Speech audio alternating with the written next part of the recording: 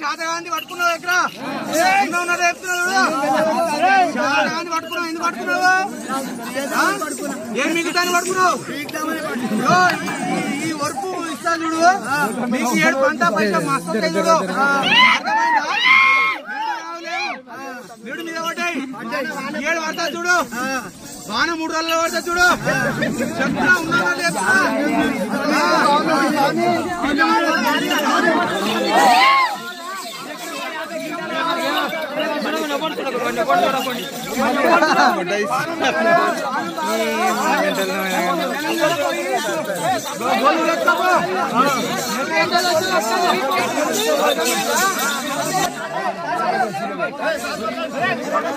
बोला